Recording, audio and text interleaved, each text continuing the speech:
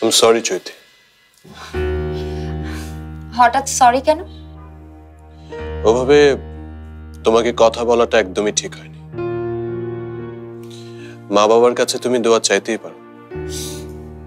তোমার আব্বু আম্মুকে তুমি এখনো চিনতে পাওনি রুমি। আর তাছাড়া বউ দেখার ইচ্ছা সব বাবা মায়ের মনেই থাকে।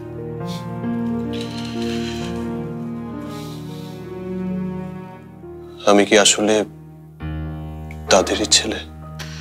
সেটা কাল যখন তাদের সামনে গিয়ে দাঁড়াবে তখনই বুঝতে পারবে। এখন একদম সময় নষ্ট করো না তো, তাড়াতাড়ি গিয়ে গুছিয়ে নাও। যে কোনো ভাবে কাল সকালের মধ্যে আমাদের পৌঁছাতে হবে। থ্যাংক ইউ চৈতি।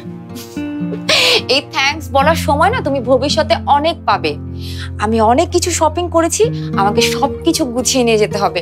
পরে তাড়াহুড়া করে কিন্তু আমি কিছু একটা ফেলে চলে যাব। তুমি প্লিজ যাও, প্লিজ বাবা যাও। ঠিক আছে, যাও তো।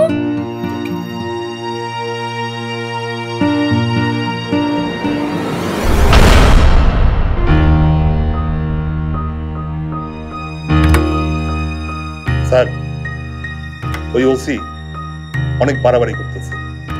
আপনি যদি কন তাহলে ওসি রে।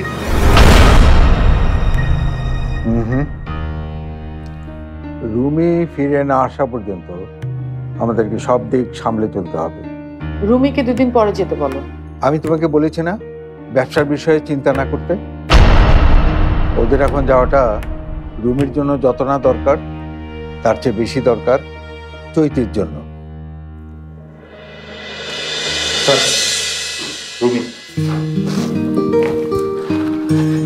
এসো এসো। চৈতি তো মহা খুশি তোমাদের বাড়িতে যাওয়ার সুযোগ পেয়ে। দেখেছো, চৈতি ঠিকই সবকিছু সামনে নিল। সব ঠিক হলে তুমি আমাকে জানাবে, আমি সবাইকে নিয়ে চলে আসবো। আপনি যাচ্ছেন?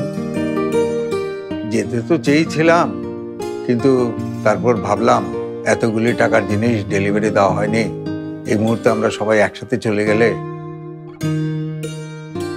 তোমরা যাও, আমি 4 থেকে আগেই চলে আসবো। আমি না হয়। ও কথা মুখেও আনবে না, ও জানতে পারলে একদম। ঠিক আছে, আমি তাহলে এখন যাই। হ্যাঁ যাও, তাড়াতাড়ি গিয়ে সবকিছু গুছিয়ে নিয়ে চলে এসো। রুমি,